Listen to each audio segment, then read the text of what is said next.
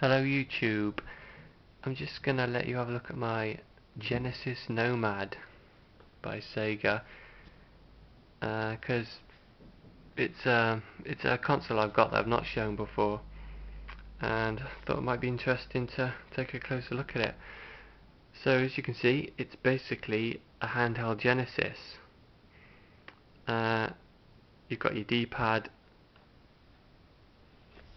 your speaker, mode button. I've got no idea what that does.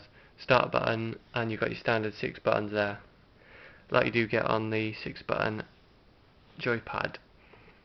And you can plug an external joypad in for a second player, because you can actually plug this into the TV via a cable such as this one. You get that end into the Nomad and a SCART end into your TV. So 2-player games, you can have one person using the Nomad as a controller and another person plugged in here using a standard 6-button controller. So that is a pretty cool feature, and it's a pretty big system. You've got your volume, your headphones, brightness, nothing on that side, nothing on that side. You've got your power, your jack for your power, it's your on-off switch, cartridge slot, there's your AV out for your TV, and no battery compartment. You can get a clip-on battery pack such as this. This one doesn't work actually, it's empty because I hollowed it out. It was knackered. I was going to try and repair it, but I've not got around to it. Probably cheapest to buy a new one, so I just run this off the mains.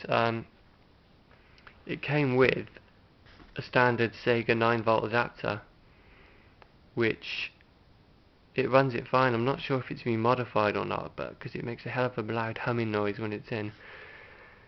So that's what I tend to use with it, and it works fine. So obviously it is a Genesis. It will generally only play Genesis games, such as this 6-pack game we got here. I've also got Tiny Toon Adventures, Streets of Rage 2. Now it will play a fair amount of PAL games. It's really sort of the earlier ones it'll play. The later ones are sort of got lockout chips. So say you want to play Mega Drive Street Fighter 2, you put that in, turn the system on,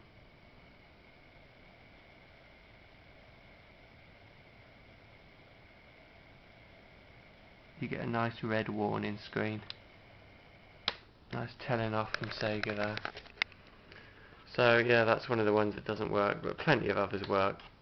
I think pretty much all my games, PAL games, work. I know Shiner Force 1 and 2 don't, Landstalker doesn't, but plenty of the older ones work fine. So it's a really nice screen actually, it's quite big. You can buy replacements if you ever pick one of these up and it's all scratched. You can get replacements for a few quid.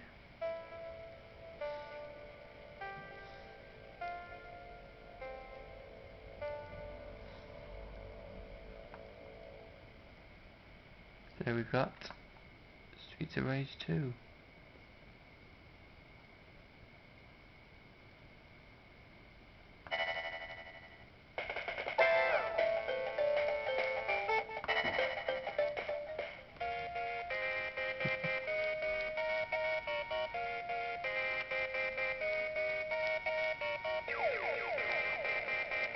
Obviously not going to be doing much fighting one-handed, but yeah.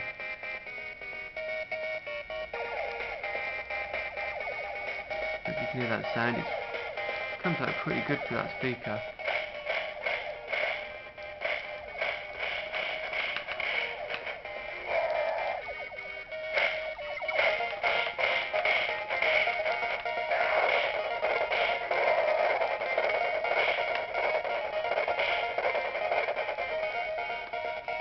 that down a little bit. Turn that off actually. Yeah, another thing I did was using this lead, actually connected this up to a Sega Game Gear. You get a Sega Game Gear with a TV tuner in. Now the Sega Game Gear TV tuner's got an AV in, so you get a cable to connect, I think it was to that yellow video port there, connected from that, plugged into the TV tuner on the Sega Game Gear, and you could sort of use the Sega Game Gear passively. You couldn't, the controls wouldn't work obviously, as a second screen for the Nomad.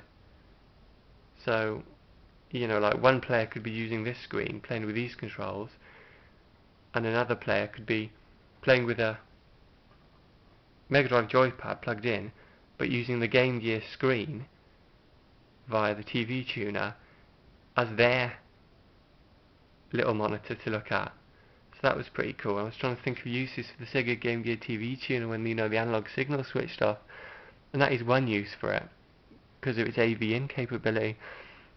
The only trouble was the image was in black and white, because my TV tuner wasn't NTSC. Obviously this is NTSC, outputs an NTSC signal.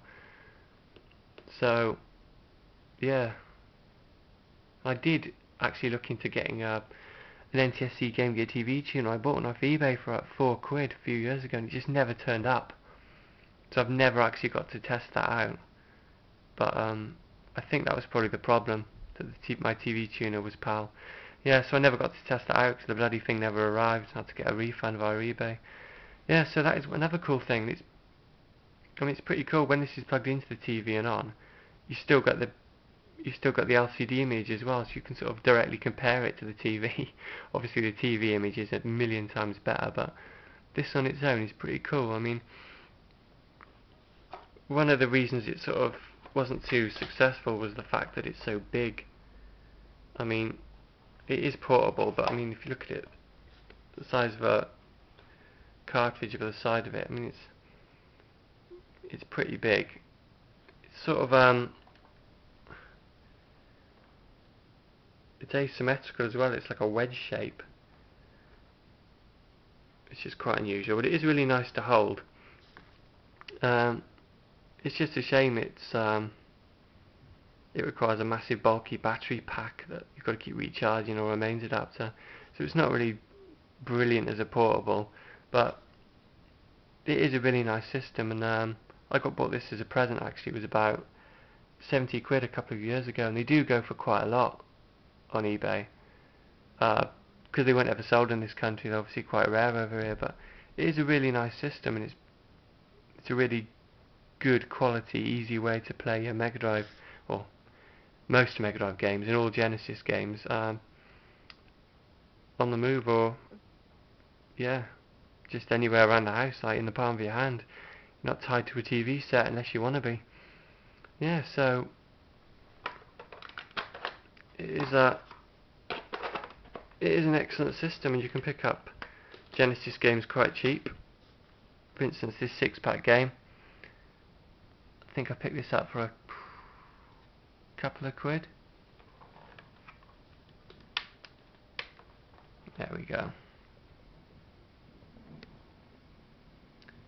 Yeah, and this has got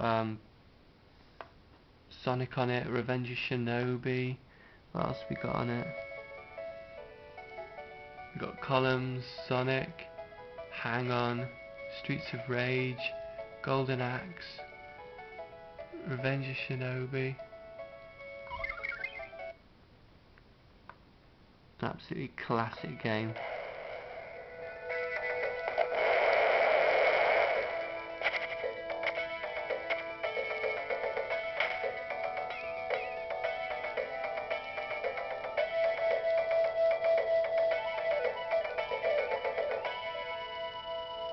One of my favourite Mega Drive intros of all time.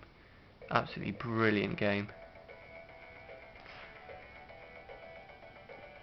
Yeah, so I'll leave it there. That's a quick overview of my Sega Nomad. So, thanks for watching, and let me know if you've got any questions regarding this system. Thanks a lot.